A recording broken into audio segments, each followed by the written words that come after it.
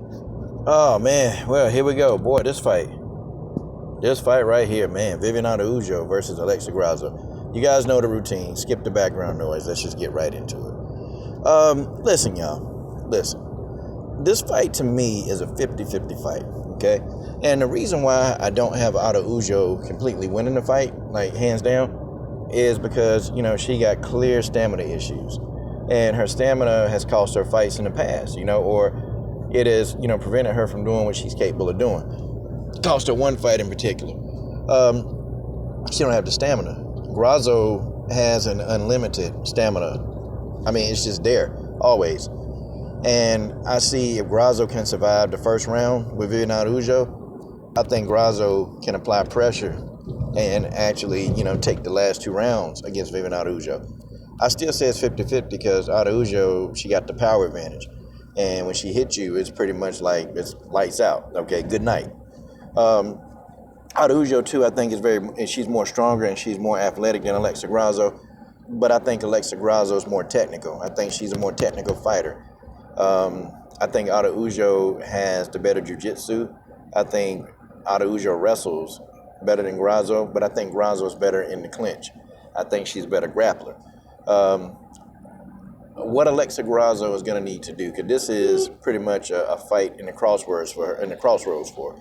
This fight is like do or die. Okay, she needs to do this because if she can't, she's never going to break the top five.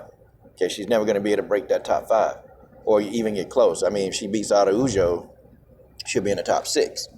Okay, Grasso is going to have to put pressure on Viviane Araújo. For the first round, at least, she's going to have to get in there and wrestle Araújo. She's going to have to do it. She got to burn out Araújo. She can't allow Araújo to sit back and set these power shots up because might be night-night, okay? She's got to put the constant pressure on Araújo. She's got to make her grapple. She's got to make her clinch because that's going to burn out. It's going to burn her arms out. It's going to burn her out, and she's going to fatigue very, very rapidly, okay? After round one, Araújo seems like just her stamina, her muscle, all that stuff just fatigue, and she carries around a lot of muscle. So when you're in a fight and you're carrying around a lot of that dense muscle mass, you just don't have the stamina of, say, like an Alexa Grasso. Alexa Grasso, she's got lean muscle mass, very, very lean. And if she can just outlast, if she can survive round one, Grasso can win this fight, okay? Now, she can't let Araújo take her down and just sit on top of you. She can't do that. She can't allow Araújo to sit on top and do damage from the top because then Araújo is going to get a chance to rest. And that's not going to be good. Okay, if Alexa Grasso is taken down, she's going to have to wrestle. She can't accept position. She's going to have to be constantly moving because if somebody's underneath you and they're constantly moving and they're trying to get up, and if your stamina isn't that great to begin with, you're going to burn that person out. You're going to burn that person out. Okay, that person's going to burn out, and you'll have a better chance of getting back to your feet. Okay, but if you just allow Viviane Araújo to lay there, well, she's heavier, she's a bigger fighter. She's just going to be able to do that and just kind of lay there and throw little short shots and elbows and try to take it on the judge's scorecard. Okay, if you allow that, that's what she'll do. Araújo, she's got to do a good job of cutting off the octagon because I would have to assume that Grasso isn't going to come right at Araújo.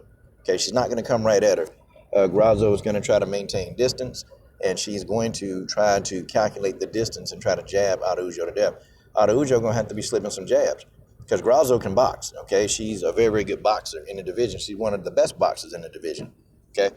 Araújo is going to have to be slipping jabs and be ready to counter because Grasso is going to jab her ass to death, okay?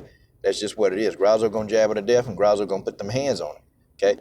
I think Alexa Grasso is also faster, so for Viviane Araújo to counteract the speed of Grasso, okay, Viviane Araújo, she's going to have to do a good job of cutting off that octagon. Okay, she's going to have to do a good job of cutting off the octagon. Grasso has a tendency, though, to rotate toward the power hand of her opponent. Okay, this may play into the favor of Araújo. It may play into the favor where she can cut off the octagon and throw a head strike at where Grasso is supposed to be and make Grasso walk directly into the head strike. Okay, and Araújo got the power. She got the power to end the fight just like that. I don't know what mind space Alexa Grasso is going to be in. I mean, you don't know. You get the one Grasso who's very, very confident, and then you get the other Alexa Grasso who's a damn head case. Like, you don't know what mind space Alexa Grasso gonna be in, okay? Is she gonna have confidence? I don't know. If anything go wrong in the fight camp, it's like her confidence will begin to wane, and she won't have the same confidence that she, has, throughout the fight. I mean, we don't know. I mean, we know Viviane Arajudo, she coming in there, and she coming in there to attack.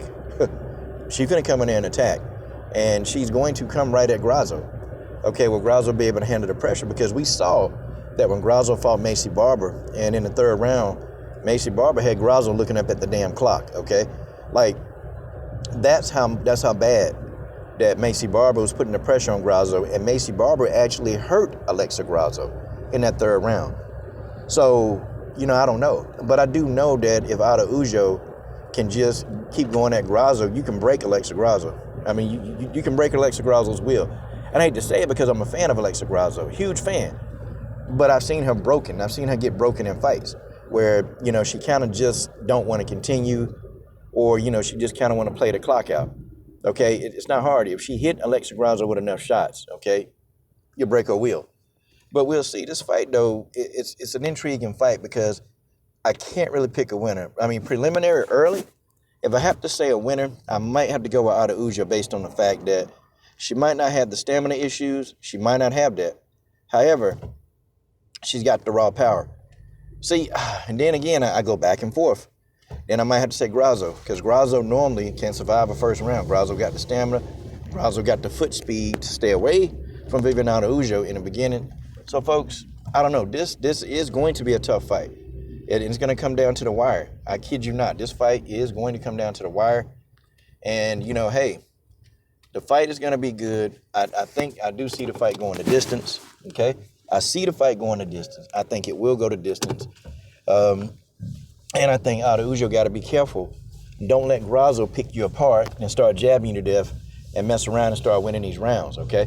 Because Alexa Grasso can win some quick, easy rounds against you, okay? So she's got to be aware of that, man. She can't let Grasso just nip and take these little pot shots. She can't do that, man. She allow Grasso to do that, and then the fight will get away from Viviane Arajudo. I tell you, I'm going to go with Arajudo, okay?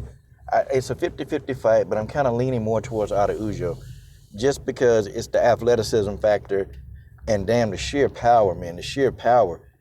Wow. Y'all let me know what you think.